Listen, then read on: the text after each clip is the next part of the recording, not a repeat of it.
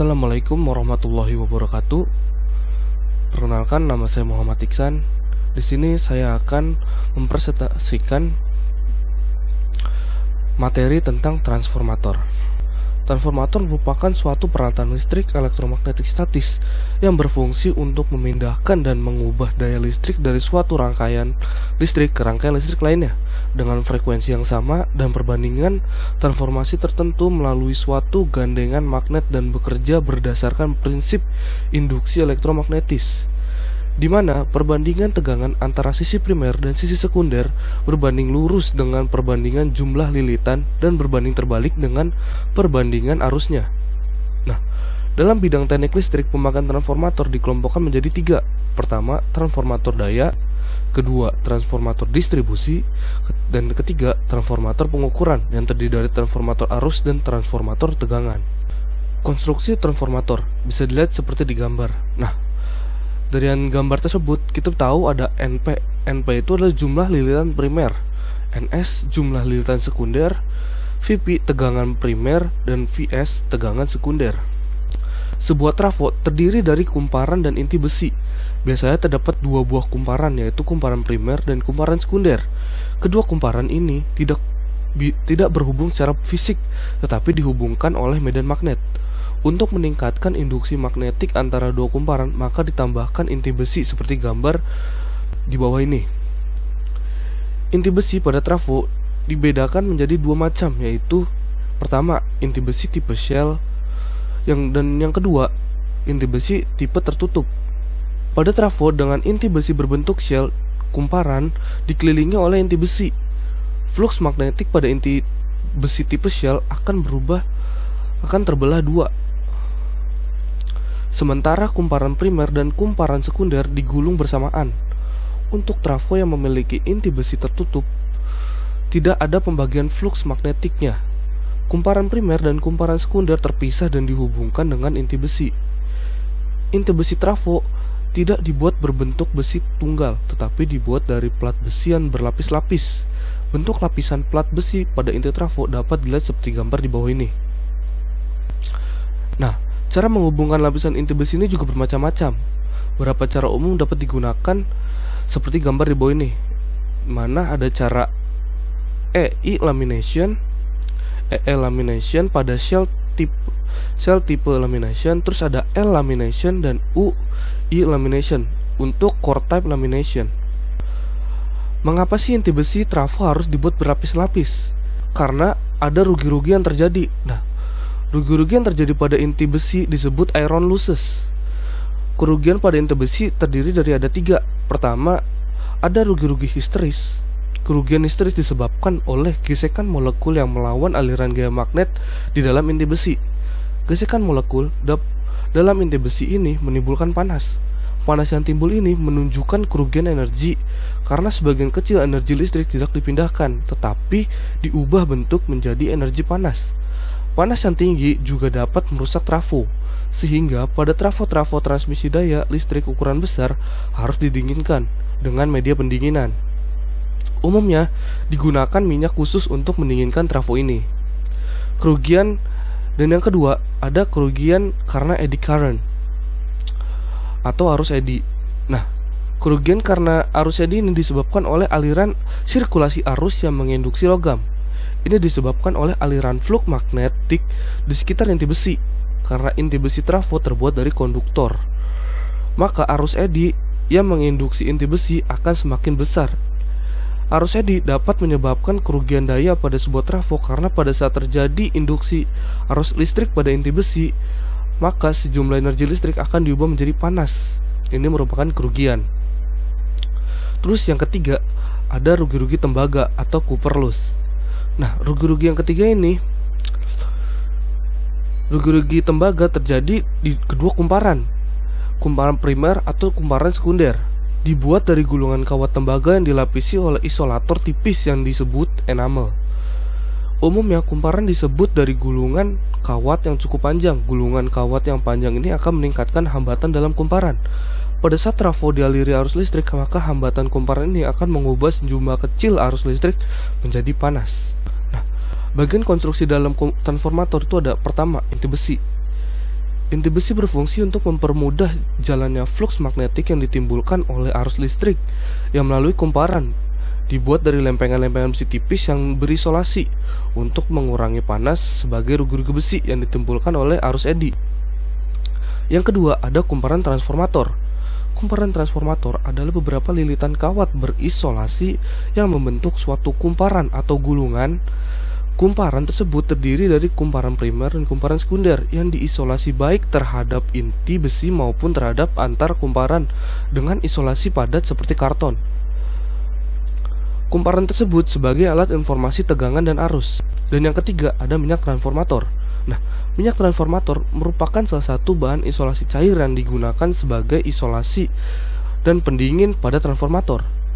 Sebagai bagian dari bahan isolasi, minyak harus memiliki kemampuan untuk menahan tegangan tembus.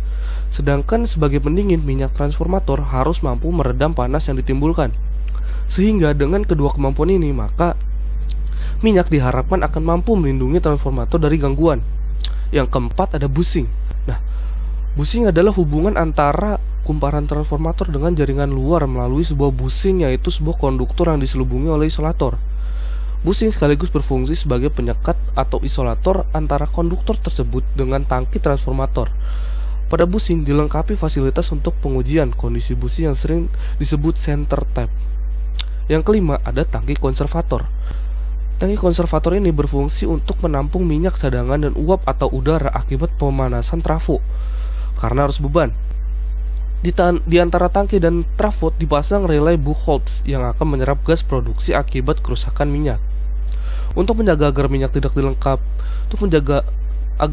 tidak terkontaminasi dengan air, ujung masuk saluran udara melalui saluran pelepasan atau venting dilengkapi media penyerapan uap air pada udara. Sering disebut dengan silika gel dan dia tidak keluar mencemari udara sekitarnya.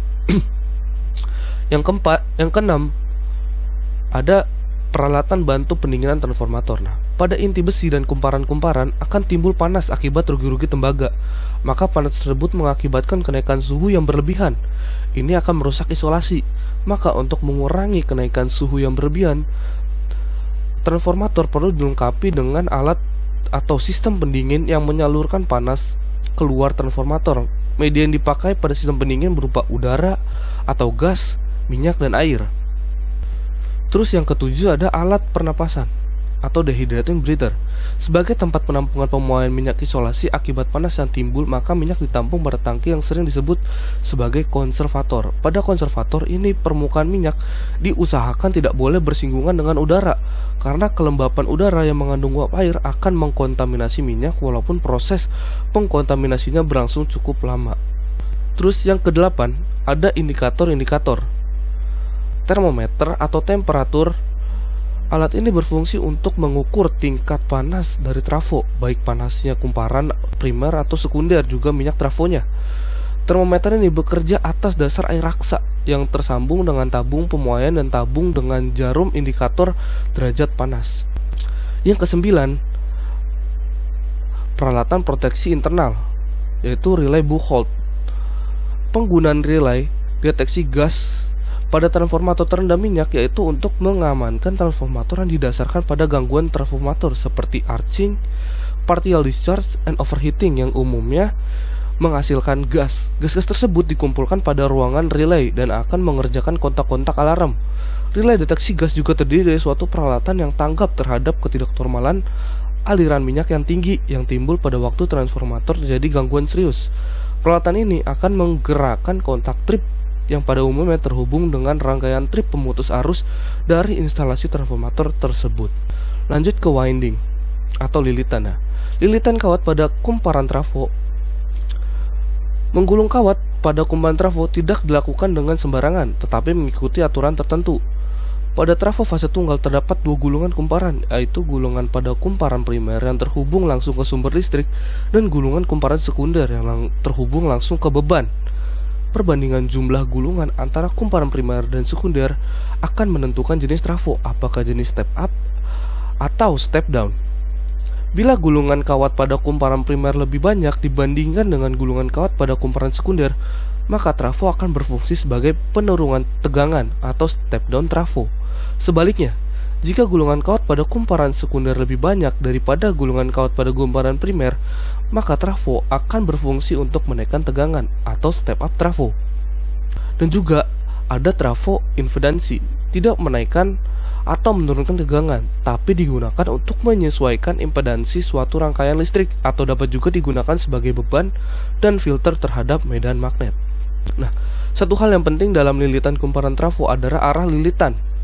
Kumparan primer dan kumparan sekunder dapat digulung searah, tetapi dapat juga digulung berlawanan arah. Hal ini akan berpengaruh ke fase arus listrik. Apabila kumparan primer dan kumparan sekunder digulung searah, maka fase arus listrik pada kumparan primer akan sama dengan fase arus listrik pada kumparan sekunder. Sebaliknya, apabila arah gulungan kumparan primer dan sekunder berlawanan arah, maka fase arus listrik pada kumparan primer akan berlawanan dengan fase arus listrik pada kumparan sekunder. Untuk dasar dapat dilihat pada gambar di bawah ini. Dan selanjutnya ada pendinginan transformator. Nah, pengoperasian transformator distribusi tidak terlepas dari adanya rugi-rugi daya. Rugi-rugi daya ini terkonferensi dalam wujud panas. Panas timbul dari bagian inti core, kumparan terminal, bushing, minyak transformator, dan tangki transformator. Panas yang timbul ini biasanya terbuang ke atmosfer atau lingkungan sekitar melalui tangki transformator dan sistem pendingin. Sistem pendingin pada transformator digunakan untuk mengurangi panas dan menjaga kenaikan temperatur agar tetap berada di batas normal. Temperatur maksimal bahan isolator pada kumparan dan minyak sangat tergantung dari pembebanan. Nah, ada beberapa contoh pendinginan. Yang pertama adalah natural oil cooling. Proses konveksi alam digunakan untuk pendinginan jenis ini. Perakitan inti dan belitan ditempatkan di tangki yang direndam minyak. Ketika inti dan belitan memanaskan minyak, suhu di dalam transformator naik. Akibatnya, oli bergerak ke atas dan mengalir dari bagian atas tangki trafo. Minyak panas ini menghilangkan panas di udara dengan proses konveksi dan konduksi alami. Minyak didinginkan oleh sirkulasi udara alam dan melewati radiator lagi untuk penggunaan transformator. Jenis pendinginan ini digunakan untuk peringkat transformator hingga 30 MV ampere. Dan yang kedua ada forced oil cooling. Seperti namanya, minyak dan udara digunakan secara paksa untuk pendinginan transformator ini. Heat exchanger dipasang di mana oli panas diedarkan dengan bantuan pompa. Udara terpaksa menukar panas dengan bantuan kipas berkecepatan tinggi. Metode ini mirip dengan natural oil cooling. Seperti ketika ada beban rendah pada trafo, pendinginan dilakukan dengan metode natural oil cooling sederhana. Namun segera setelah beban dinaikkan, panas yang dihasilkan juga kan lebih banyak. Dan karena itu sensor memberikan alarm bahwa pembuangan panas telah melampaui nilai aman, dan sebagai hasilnya kipas dan pompa dihidupkan secara otomatis. Selanjutnya ada busbar system. Ketika sejumlah generator atau pengumpan yang beroperasi pada tegangan yang sama harus dihubungkan langsung dengan listrik. Busbar digunakan sebagai komponen listrik yang umum. Batang bus adalah batang tembaga atau tabung berdinding tipis yang beroperasi pada tegangan konstan. Kami akan membahas beberapa peraturan busbar penting yang digunakan untuk pembangkitan listrik dan substasiun. Yang pertama itu ada sistem busbar tunggal. Sistem busbar tunggal memiliki desain paling sederhana dan digunakan untuk pembangkitan listrik. Hal ini juga digunakan di ruang-ruangan yang kecil yang memiliki jumlah pengumpan dan saluran keluar atau masuk yang relatif sedikit. Seperti gambar di bawah ini menunjukkan sistem busbar tunggal untuk pembangkit listrik tipikal. Generator, jalur keluar, dan transformator terhubung ke busbar. Setiap generator dan pengumpan dikendalikan oleh pemutus arus. Isolator memungkinkan untuk mengisolasi generator, pengumpan, dan pemutus arus dari busbar untuk pemeliharaan. Keuntungan utama dari pengaturan semacam ini adalah biaya awal yang rendah, perawatan yang lebih sedikit, dan pengoperasian yang sederhana. Yang kedua itu ada single busbar system dengan seksionalisasi. Di pembangkit besar, di mana beberapa unit dipasang, praktik umum untuk memisahkan bus sehingga kesalahan pada bagian manapun dari busbar tidak akan menyebabkan pemadaman total. Seperti pada gambar di bawah ini, menunjukkan batang bus dibagi menjadi dua bagian yang dihubungkan oleh pemutus sirkuit dan isolator. Tiga keunggulan utama dalam pengaturan ini, pertama yaitu jika terjadi kesalahan pada bagian manapun dari bus bar, bagian itu dapat diisolasi tanpa mempengaruhi pasokan bagian lain. Kedua, jika terjadi kesalahan pada feeder apapun, arus gangguan jauh lebih rendah daripada dengan bus bar yang tidak disertifikasi. Ini memungkinkan penggunaan pemutus sirkuit dengan kapasitas lebih rendah di pengumpan. Ketiga, perbaikan dan pemeliharaan bagian manapun dari bus bar dapat dilakukan dengan menghilangkan energi bagian itu saja, menghilangkan kemungkinan penutupan total. Nah, penting untuk diingat bahwa pemutus sirkuit harus digunakan sebagai saklar pemisah sehingga pemutus bus bar dapat dilakukan dengan aman selama transfer beban. Selain itu, pemutus sirkuit itu sendiri harus dilengkapi dengan isolator di kedua sisi sehingga pemeliharaannya dapat dilakukan saat bus bar masih hidup. Nah, yang ketiga ada sistem bus bar duplikasi. Di stasiun besar, penting bahwa gangguan dan pemeliharaan harus sedikit mungkin mengganggu kontinuitas pasokan. Untuk mencapai sistem bus bar duplikat, objektif ini digunakan di stasiun-stasiun penting. Sistem semacam itu terdiri dari dua bus bar utama dan bus bar cadangan. Seperti gambar di bawah ini, setiap generator dan pengumpan dapat dihubungkan ke bus bar dengan bantuan bus coupler yang terdiri dari pemutus arus dan isolator. Dalam skema yang ditunjukkan pada gambar di bawah, layanan terganggu selama beralih dari satu bus ke yang lain. Namun jika diinginkan untuk mengubah sirkuit dari satu ke yang lain tanpa gangguan layanan, harus ada dua pemutus sirkuit per sirkuit. Pengaturan seperti itu akan terlalu mahal. Diinginkan untuk mengubah sirkuit dari satu ke yang lain tanpa gangguan layanan, harus ada dua pemutus sirkuit per sirkuit. Pengaturan seperti itu akan terlalu mahal. Nah, yang selanjutnya adalah bus bar protection. Bus bar adalah elemen penting dari sistem tenaga listrik dan membutuhkan perhatian khusus untuk perlindungannya. Untuk perlindungan terhadap kemungkinan kesalahan yang terjadi pada mereka. Metode yang digunakan untuk melindungi generator dan transformator juga dapat digunakan dengan sedikit modifikasi untuk bus bar. Modifikasi diperlukan untuk mengatasi masalah perlindungan yang timbul dari panjang garis yang lebih besar dan sejumlah besar sirkuit yang terhubung ke bus bar. Dalam ini akan ada dua metode perlindungan bus bar. Yang pertama, perlindungan diferensial, dan yang kedua ada perlindungan fault bus. Nah, perlindungan diferensial. Metode dasar untuk perlindungan bus bar adalah skema diferensial, di mana arus yang masuk dan keluar dari bus dijumlahkan. Selama kondisi beban normal, jumlah arus ini sama dengan 0. Ketika gangguan terjadi, arus gangguan mengganggu keseimbangan dan menghasilkan arus diferensial untuk mengoperasikan relay.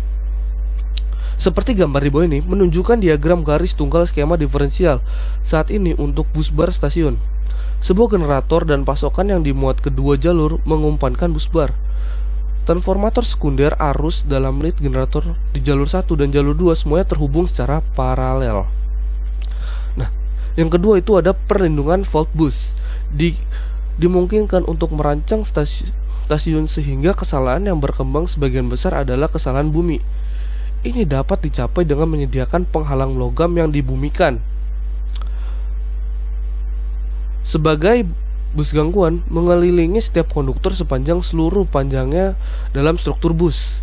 Dengan pengaturan ini, setiap gangguan yang mungkin terjadi harus melibatkan hubungan antara konduktor dan yang dibumikan.